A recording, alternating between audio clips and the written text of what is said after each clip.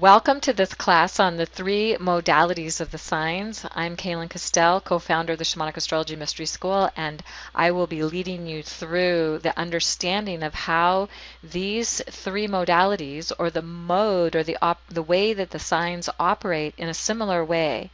So each modality has four signs. So these are also sometimes referred to as the quadruplicities, but we will be referring to them as the modalities. It's a little easier to say.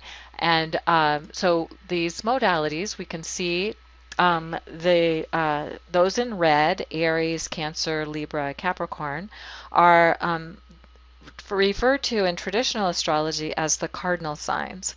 In shamanic astrology, for many years, we referred to these as the householder signs, and have been recently in using the word culture bearer. I'm actually using both, and some of the tables and things that I have created here still have the householder imagery connected to them. Um, the reason that culture bearer was suggested to use is because many people didn't understand what householder meant, meaning that these are the people that are actually keeping the culture together. So the reason for culture bearer, and working with family, community, relationship, that sort of thing, and we'll get into more detail around that. But some people don't really get what culture bearer means either, so it can sometimes be a little bit confusing. So I'm gonna use both, and we'll hopefully have a way of understanding, and then you can choose which one works best for you. We also have the signs of self-interest. They're also known as the fixed signs in traditional or more mundane astrology, and then what shamanic astrology refers to as the in service to spirit signs, also known as the mutable signs. Now, the reason that we have chosen to use different names is because cardinal, fixed, and mutable doesn't really describe what that modality is. So householder or culture bearer really does the description of what the mode of operation is for those particular signs. The signs of self-interest describe the mode of operation for the signs of Taurus, Leo, Scorpio, and Aquarius, and the description, or the description of in service to spirit, really describes what the Gemini, Virgo, Sagittarius, and Pisces signs, what their mode of operation is. And we'll really understand this more fully as we go along. So we'll start with the householder or culture bearer signs, also known as the cardinal signs. And that's because these mark the solstices and equinoxes. 0 Aries is the spring equinox. 0 Cancer is the summer solstice. 0 Libra is the autumnal equinox. 0 Capricorn is the December solstice. From the northern hemisphere perspective, of course, opposite seasons in the opposite hemisphere. And here we have an image of the sun at the different seasons. So here we have the time of the winter solstice, the greatest amount of darkness, and then we move to spring. I think we're moving to spring this way, when there's more light and their balance of day and night. Then we move to the summer solstice, when we have the greatest amount of light available, and back to the autumnal equinox, when the days are actually balanced in day and night, but then moving back to the time of the longest night and the shortest day. So that's what the solstices and equinoxes are, and they begin a new seasonal experience. So these cardinal signs, or householder or culture bearer signs, are thought to be ones that initiate an action. They begin a season. They have a new energy that begins something. So we'll see a little bit more about this as we go along. So these signs, as you can see on a chart, the houses that they connect to. So something that we'll talk about as we get into the house, the meaning of the houses, is that in shamanic astrology, we're looking at the meaning of the houses to kind of carry the energy of the sign. So the first house is Aries, the fourth house is Cancer, the seventh house is Libra, the 10th house is Capricorn. And these are the cardinal signs, and you can see that they create a cross. These modalities represent a cross, a grand cross. So when you have say you have a chart and you see somebody that has planets in these 4 signs, it's very likely they may have a grand cross. So the energy is moving outward towards something, towards a new enterprise, towards something that's being energized or activated. That is something that's very much a part of what this modality is about. And it's really about creating a new movement, a new direction. It's initiating action.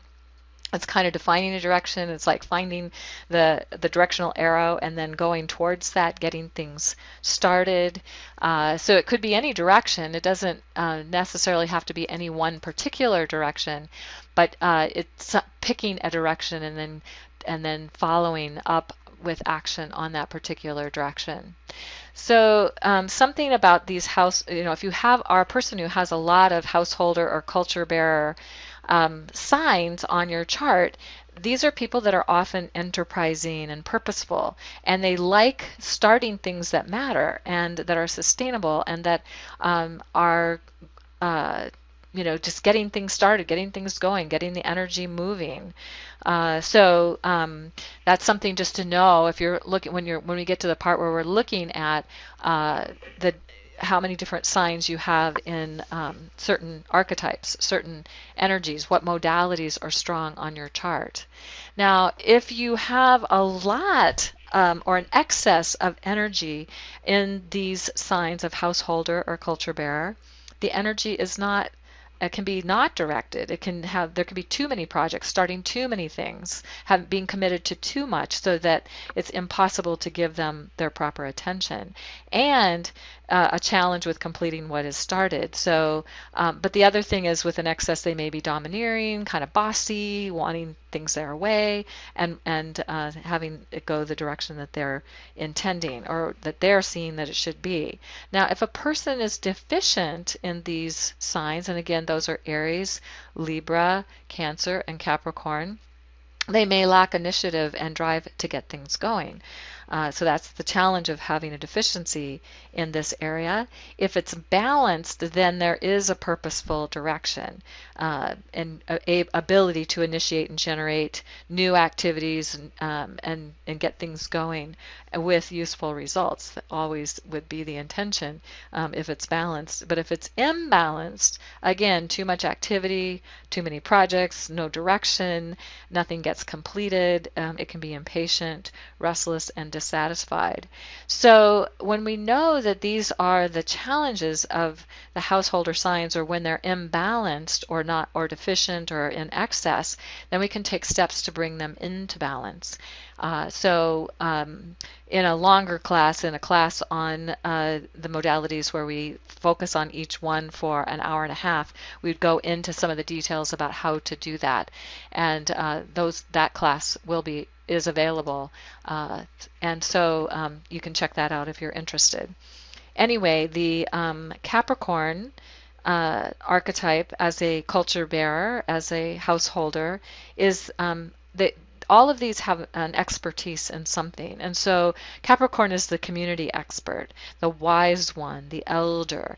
They are the responsible administrator, knowing what needs to get done in order for things to run smoothly. And this is also very much connected to the circle of grandmothers, the ones who know how to get things done. The United States Constitution was formed by the Founding Fathers based on the Iroquois Confederacy Constitution. And the Iroquois told the Founding Fathers they were welcome to use their Constitution, but the one thing they must not leave out is the circle of grandmothers. And basically, they would not make any decisions without the approval of the grandmothers. And of course, that's the thing that was left out of our Constitution, and we can see what a mess things have been up until this time. So when Capricorn is out of balance, it can come across as a know-it-all. Oh, we don't need the circle of grandmothers. We're men. We can make this happen. No, the wisdom of the feminine, the wisdom of the elders, the wise ones, is always something that needs to be accessed. And Capricorn, when it's healthy and in balance, knows that and will be very conscious of taking the time to consult the wisdom of the elders. Now, Cancer is the family expert. They're the responsible parent or the responsible nurturer. It doesn't always have to be a parent. It could be a counselor, a teacher, somebody who is in a role of nurturing and taking care of others. But the expert in how do we create safety, and particularly for everybody to show up. And it's not always in like a nuclear family, but we could say that we actually live in the family of humanity, a global family. We have we have our blood family, we have our soul family, we have our community, which can be like family. So it's not limited to the expression of just family, though that is what the pictures here are showing. But anyway, when out of balance, Cancer will really be what we call addicted to giving to get. It's the giving to get addiction. And oftentimes what they're wanting to get is love and recognition. So they'll give and give and give, and maybe even to the detriment of their own health and their own well-being. And ultimately, it won't work out for them in the way that they want, and it can be very frustrating. So if you have a lot of Cancer on your chart and you find that you're giving a lot and you're not getting a return, then it's probably out of balance. Okay, so Aries is the expert protector of family, home, and community. And here we have Joan of Arc, who led the troops into battle to protect her country, and of course was guided by the divine in her journey. We also have the knights, the noble order of the knights, and the code, I forget the name of that, but anyway, the codes, the code of honor that they followed. So when Aries is healthy, it's definitely about protecting. We also see here's a mother lion protecting her cubs, and also I imagine that the Aries protector is similar to the original midwives who protected the birthing space for the mother who was vulnerable and giving birth. She didn't actually help her deliver the baby, but she protected her so that she could deliver the baby in safety. So if we extend that to where we are now, then Aries is the protector of the birthing space of the new consciousness, of the new cycle of time that is birthing right now, and how the old energies are dying away, and there's a birthing of a new way of being in humanity, and how to protect that cosmic order, that emerging, birthing cosmic order of life. So the challenge with Aries is that when things are out of balance, it can only see things as black and white, good or bad. There's really no in between. So the they would fight and defend what they believe, which could maybe be not, maybe they haven't looked beyond a certain way of looking at it. So that is the challenge that Aries, when it's out of balance, can face. Now Libra is the relationship expert. So how do we do relationship? How do we do it in a way where all people are valued and honored as equal? So being a responsible relator, someone who is a peace bearer, and somebody who's very much interested in how we do personal love relationships, the marriage, the relationship of marriage, but also the relationship between friends, between family, between coworkers, between those who we live in community with. And so that is the domain of Libra. Now, when Libra is out of balance, the challenge can be they can be indecisive. I don't know what to do. What do you want to do? And they can be overly logical. So then they're analyzing the relationship from too much of a logical perspective. And also, if it's really stuck and out of balance, maybe unwilling to negotiate. And actually, Libra is interested in negotiation when it's in balance. So you can see we have one of the images for Libra is the round table. We have people sitting around the table. Now it looks like they're reading something. But the idea is that the round table, as King Arthur envisioned it, is that no one was more important. Everyone sat equally around the table. And that is very much a Libra thing, and that they worked for equality and would imagine that everybody has the right to bring their gifts and their insights and to be heard.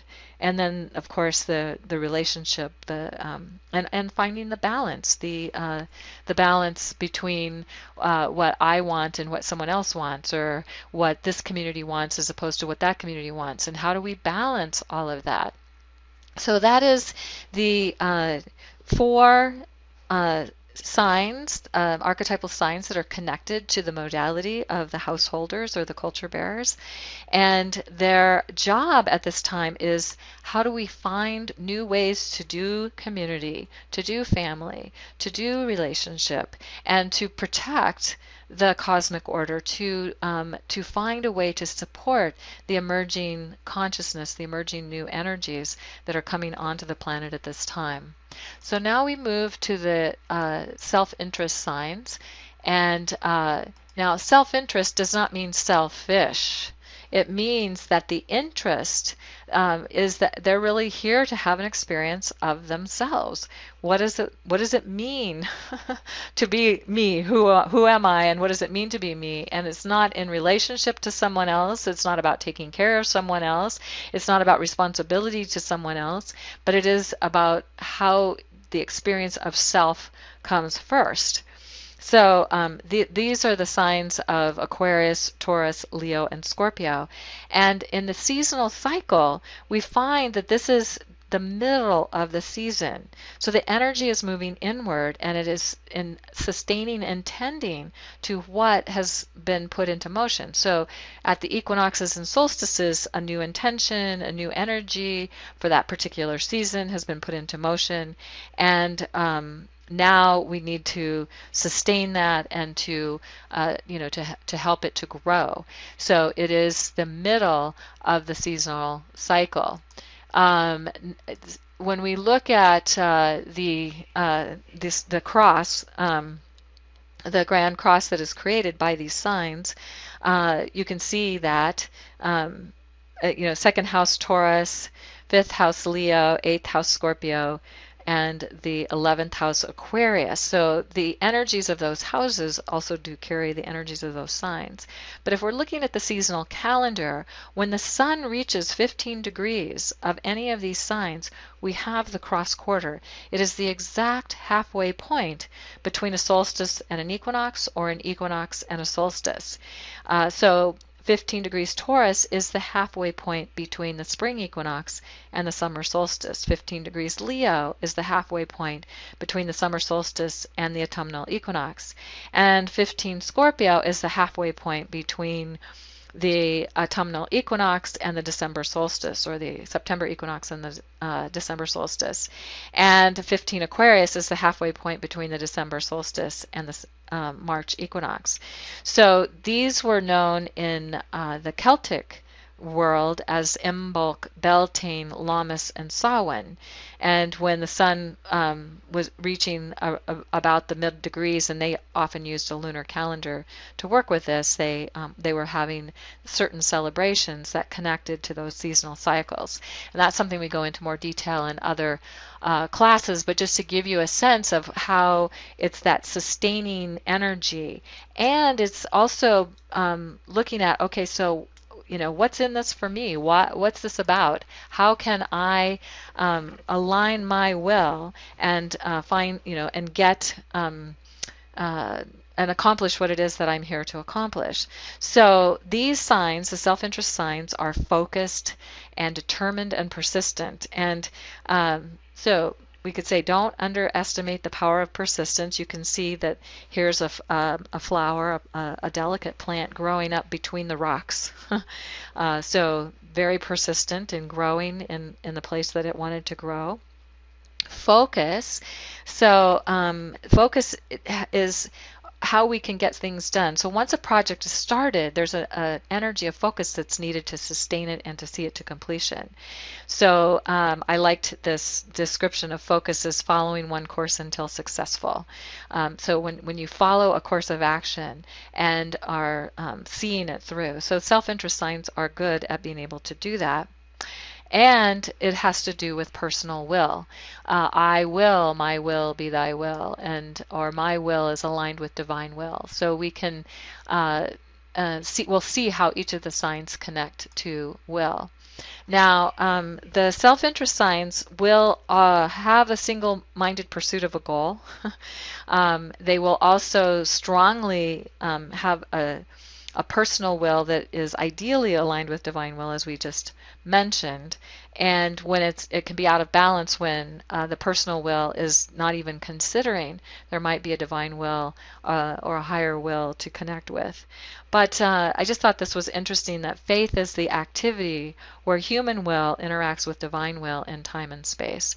And so it is about being able to run the energy to bring something into form and have it be sustainable. So the will of the self-interest signs within the bigger will of the divine expression. So the self-interest signs are also known as fixed. Now, fixed does not mean stuck. Fixed means focused. So that's why they're called the fixed signs, but oftentimes they can seem like they're stuck, they're rigid, they're stubborn, and unwilling to change.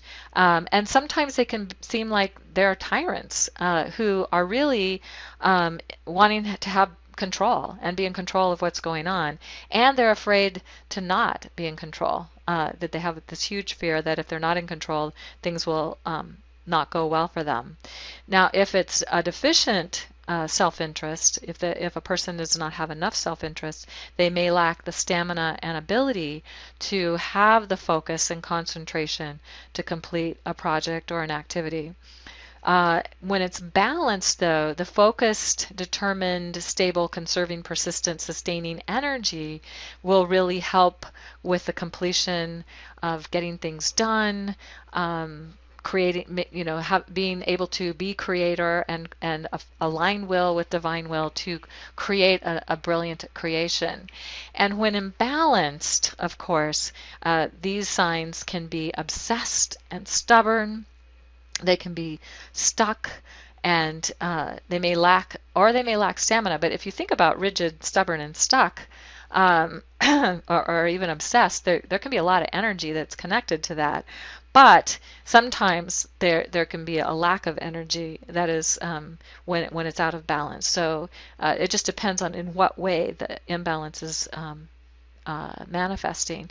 And then really probably the biggest challenge, one of the biggest challenges can be that there's no flexibility. There's no ability to be flexible. It's like, okay, this is what I want, this is what I see, this is what I'm creating, and they may not be open to some new idea, some new way that's even better than what they were imagining. So that is the challenge of the imbalanced energy. And again, there are ways that you can work with this to bring it into balance that will be in the longer course. So Aquarius is knowing self through expanding consciousness or objective awareness for its own sake. Now, we're going to look at how all of these signs, Aquarius, Taurus, Leo, and Scorpio are focused on self, how they know self. And so Aquarius is the one actually that knows self through expanding consciousness and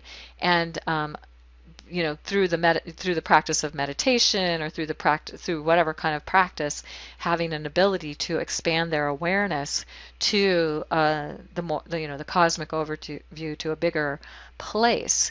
And one of the challenges of Aquarius, it is an air sign as well, so is that it may insist when it's in balance that there's no shadow, it's all love and light, and not be willing to see what the real reality can be in the middle world. But the gift that Aquarius brings is that it has the ability to tap into expanded states of consciousness, to be brilliant, actually, to have its knowing through the mind, through the exercise of expanding the mind and awareness, and especially objective awareness. And so Aquarius is sometimes not really as clearly seen as self-interest, but we can see that if the self-interest is for its evolutionary growth, the expansion of the mind, then we can see how it is a self-interest sign. All right, so Leo is knowing self by getting that they are divine, and this happens through the development of healthy self-love, through self-confidence, self-approval, self-acceptance for its own sake. So the the challenge of this can be in our culture is that self-love has not been something that has been understood or promoted or valued until more recently. And oftentimes there's a lot of judgment about that. And of course there's the shadow side of self-love, which can be extremely narcissistic, and those are the people that we don't necessarily like hanging out with too much.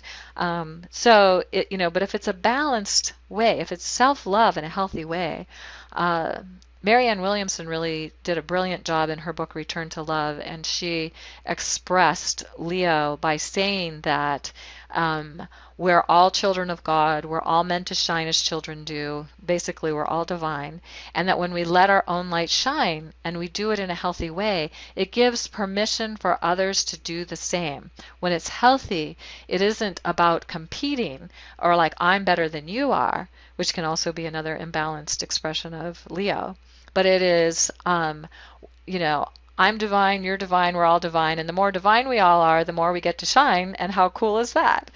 So that would be a more healthy expression of Leo.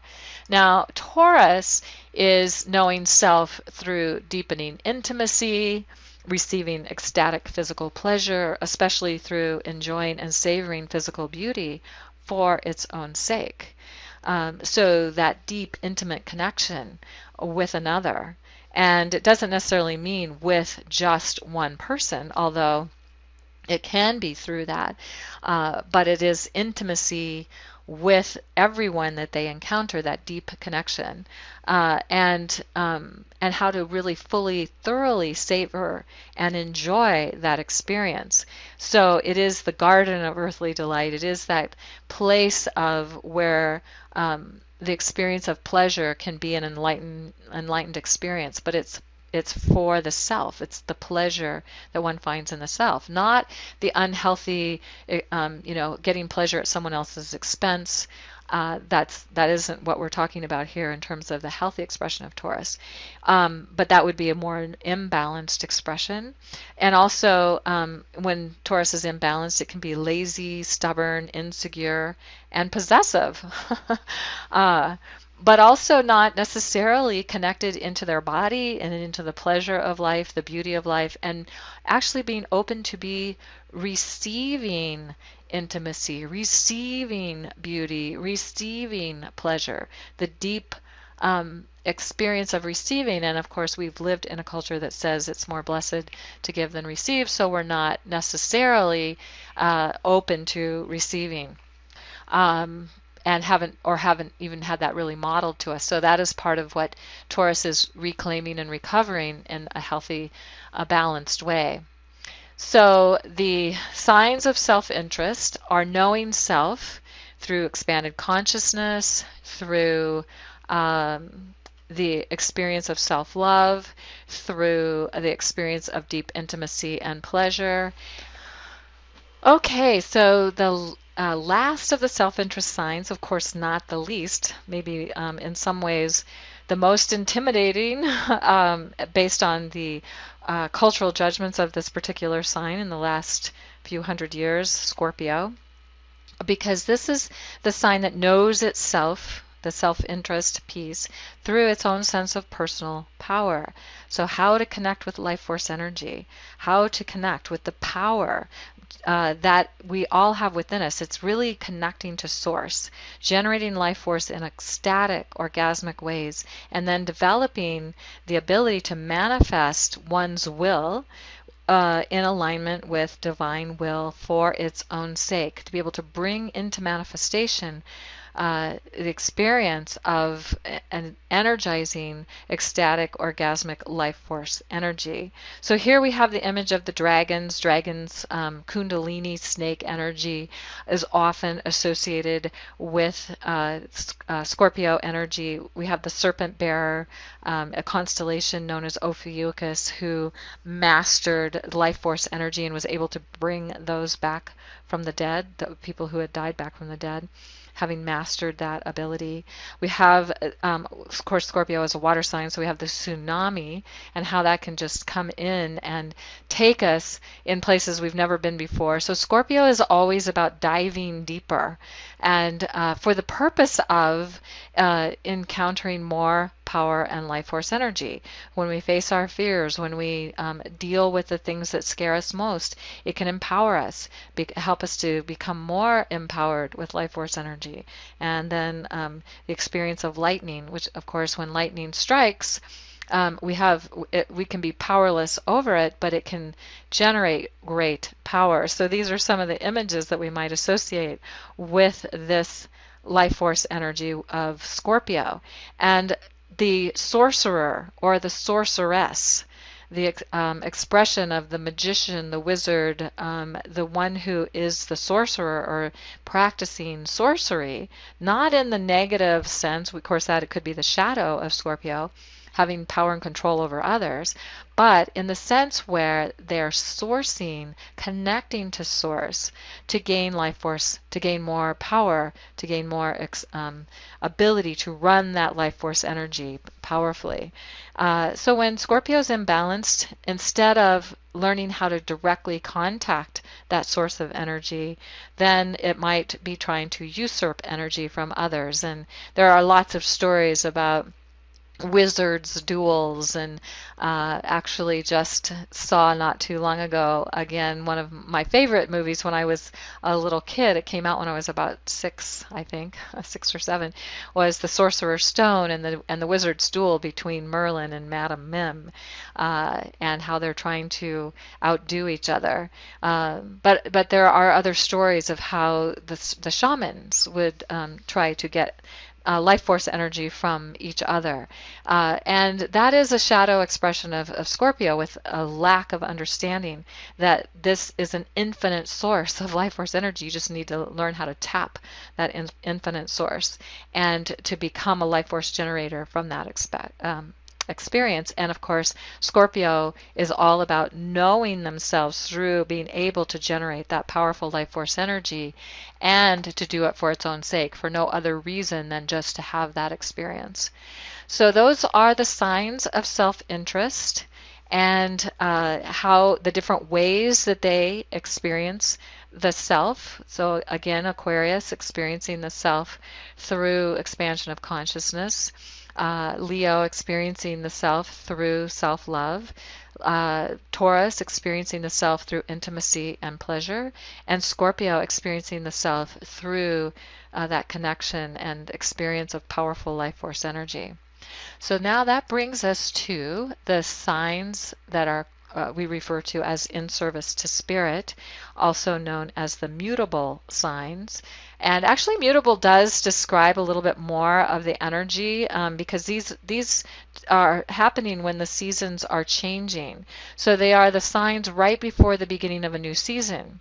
And we can see here Pisces right before the spring equinox, or before the time of Aries. We can see Gemini right before the time of the of the summer solstice, the zero Cancer point. Virgo right before the time of the September equinox, or the autumnal equinox in the northern hemisphere, at zero Libra. And Sagittarius is the time right before zero Capricorn, or the December solstice. So each of these are representing the time right before the shift into the next seasonal energy. And they also create their own grand cross of energy. Now, one of the things we could say about these mutable signs, or in service to spirit, it actually describes what these signs are about, and we'll see that a little bit more in a moment, is that the energy is spiraling. It's moving in and out, connecting the outer householder energy that's putting its energy out towards a new project, and the inward self-interest energy that is to sustain whatever the project is that's in process, or the season that's in process, and then taking that and moving it out into time and space, and in a way serving spirit and a greater, bigger possibility as a result. So whatever the householder signs were beginning, and the self-interest signs were sustaining, the in-service to spirit signs, or the mutable signs, are now adapting to the changing season. And we can see here, we've got, this is actually winter on the desert. There was snow on the desert recently, and I got a great picture of it. You can see the snow on the mountains back here. And then the spring, the flowers blooming on the desert. This is summer in the desert when it's nice and green and full, right as the summer monsoons have started. And then this is fall on the desert near a river bed. So representing those shifting into the next season, into the next energy, into the next project. The in-service to spirit signs are versatile. They're flexible.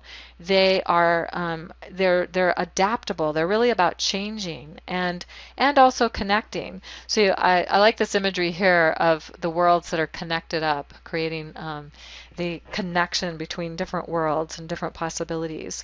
And then, of course, here's somebody who's very flexible, doing a yoga pose that's very flexible. And this is just like a shifting, changing, flexible energy image that reminds us that this reality is not fixed. It is not set. It is constantly changing, constantly moving into a new form. So when the in-service to spirit or mutable signs, there may be an excess, or if a person has an excess of these energies, the challenge for them may be that they're indecisive, and they could be restless. Restless kind of shows up in other ways and other of the other signs as well, but high-strung, they may be prone to worry, and worrying to the point of exhaustion. And if they're deficient, if a person is deficient in these signs, they may be inflexible.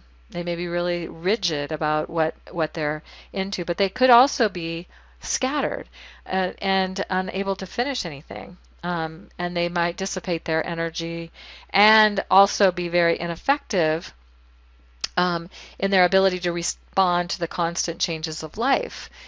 So it's really helpful to have some in service to spirit energy to help with that ability to be more flexible, to be more grounded, and able to shift and change with what's going on.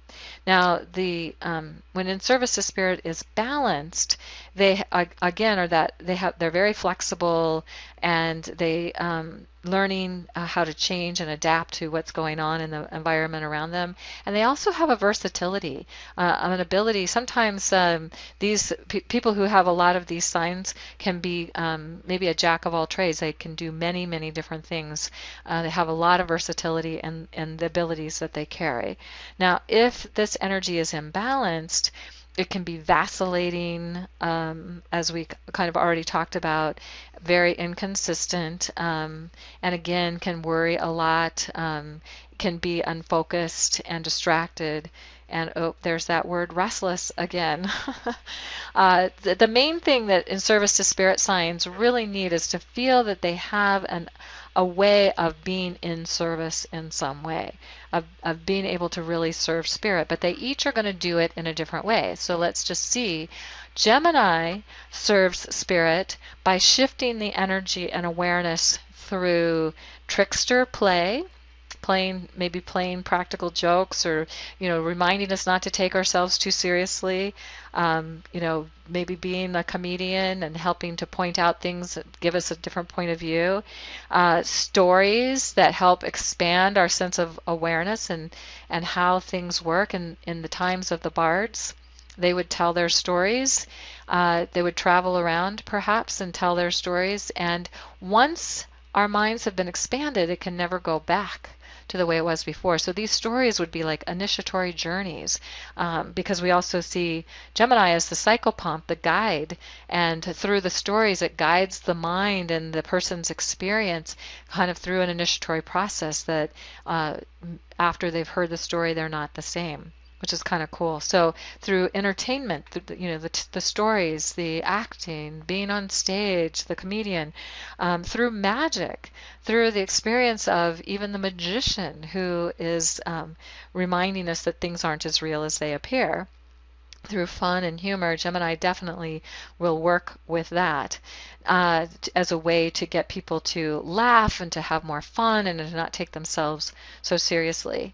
So we can see that there's clowning around, and there's, maybe doing things that will help people expand their consciousness and awareness, but in a way that they weren't expecting. That's the kind of trickster piece of it. And that there can be a lot of magic with that. Now, if Gemini is imbalanced, it can be very immature. It is a very youthful, spontaneous energy, but if it's not done in a healthy way, then it can come across as being immature and irresponsible. Sometimes the humor, when a person's first learning how to use Gemini energy, might be inappropriate. It might actually be painful and hurtful and cause more harm than good, which is not what Gemini is really about, because it's really there to serve spirit. It's also very impetuous and easily distracted. Gemini is an air sign, so one of the challenges for our air signs are to be able to have a specific focus. So when we move from Gemini, we can go to Sagittarius, its opposite, and see that Sagittarius serves spirit through the quest for truth, meaning, and enlightenment. And so maybe they're climbing a mountain or going to sacred sites, ancient places. And the truth, the insights, the expansion of consciousness that they're experiencing, then they may want to teach along the way. Now here we have an image of it almost looks like a Christ-like figure teaching the people or sharing insights with the people. And it would usually be most interesting to Sagittarius to teach something that's going to help serve spirit by expanding consciousness. One of the things we say about Sagittarius is about expanding awareness to its widest possible horizons and really looking at the truth. And one of the things we can say about the truth is it changes. It's different in different states of consciousness. So, the truth that was true for us when we were 5 may be different than the truth that we experience when we're 25 or 50 or 75. So the truth is not a necessarily static thing. And Sagittarius loves for things to be changing. Now, when it's imbalanced, the challenge of Sagittarius can be that they are zealous. They're the ones that are out trying to convert people to their religion, or the fanatics who are saying my way is the only truth, and also they might be just so into the discovery of something new, a new adventure, that the next insight or aha or the next meditation is really all that matters. So that can be how Sagittarius would express as an imbalanced and not really serving spirit. Oh, the other thing about how Sagittarius serves spirit is that it really understands that enlightened people create an enlightened world in the same way that green trees create a green forest. So they serve spirit by getting enlightened as fast as possible.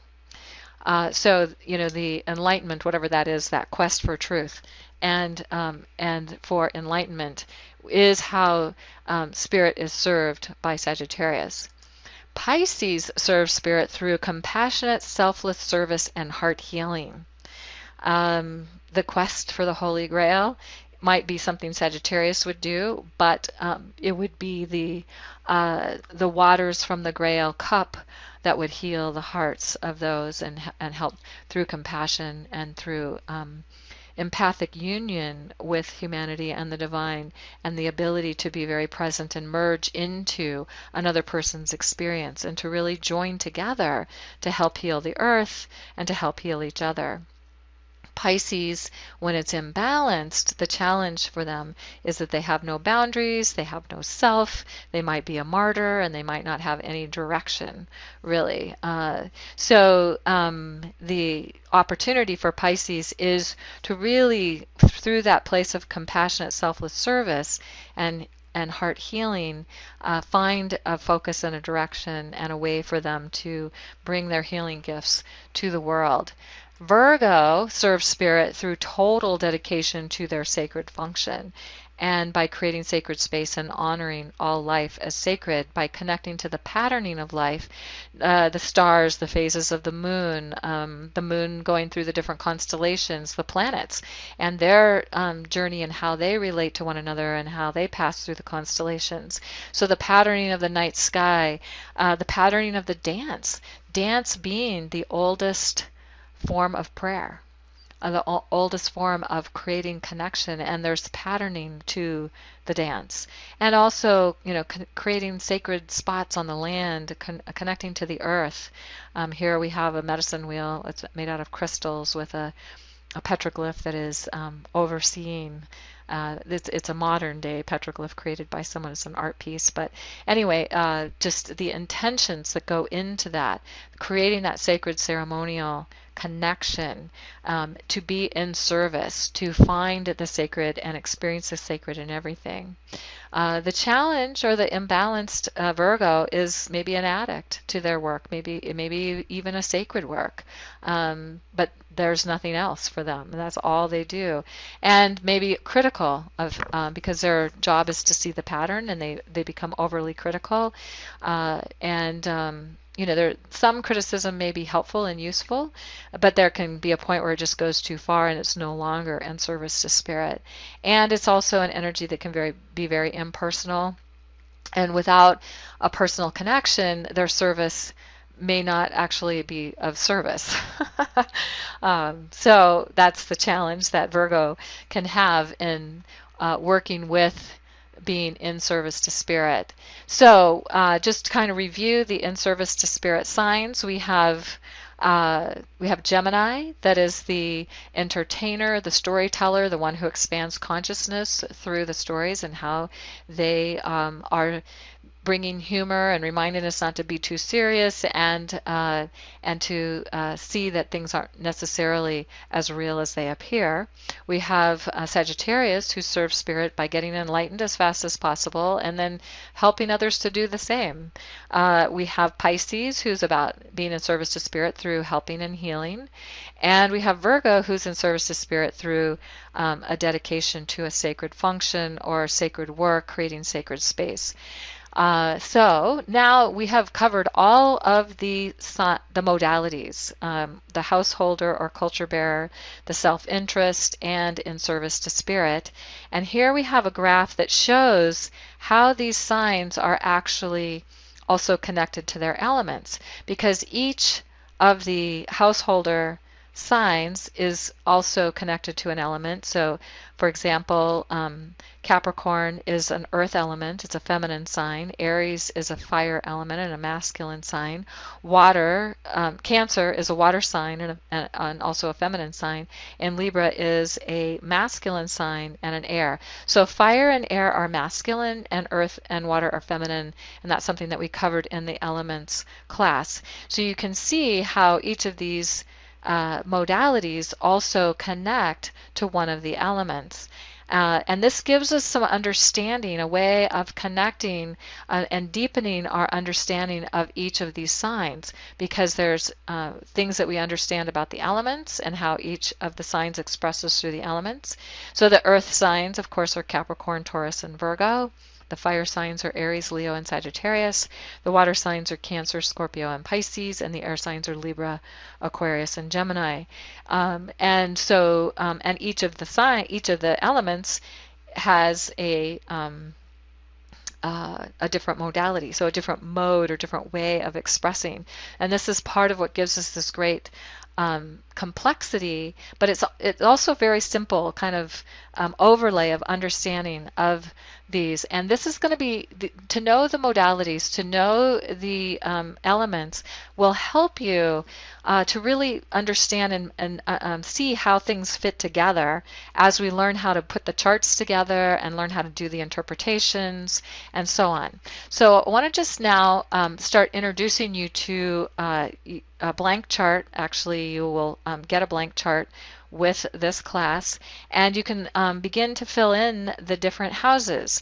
So in the first house you might want to put Aries, and it's a fire sign, and Taurus, and it's an earth sign, and Gemini as an air sign, Cancer as a water sign, and go around the chart. And this is, you can just color it in too, and then just say for if you have colored pencils, you can color in the first house, the fifth house, and the ninth house with red. And it's a way to begin to notice the pattern, or to be more connected to the pattern of the elements and how they show up and what each sign is. So that's step one. And you can stop the recording and take time to do that. Now the other thing is that after you've done all that, you may want to fill in what the modalities are in each of the houses. So householder, houses are the first house, the fourth house, the seventh house, and the 10th house. So because the first house is Aries, and I'm seeing that on this chart I have a little mistake here that I didn't notice before, but this actually should be the symbol for Aries here, and Libra here, Capricorn, and Cancer, and that would be where the householder signs would be in these particular houses, or that's the underlying energy of each of these houses, regardless of actually what sign is on the ascendant. And we'll be learning more about how that works in a little bit. So don't let that confuse you.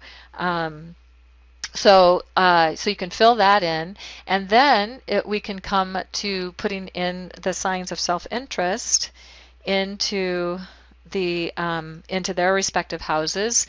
So if Aries is the first house, then Taurus is the second house, and so that's a self-interest sign. If Cancer is in the fourth house, then Leo is in the fifth house, and that's a self-interest sign. If Libra is in the seventh house, then Scorpio is in the eighth house, and that's a self-interest sign. And if Capricorn is in the 10th house, then self-interest, Aquarius is self-interest in the 11th house. So basically what we're looking at here is not, because if a person actually has a different rising sign, then the planets are going to show up in a different way. And I'm going to show you about how that all works in the next class. So here's also in service to spirit, and so if we were imagining this as 0 Aries instead of Virgo on the ascendant here, in service to spirit.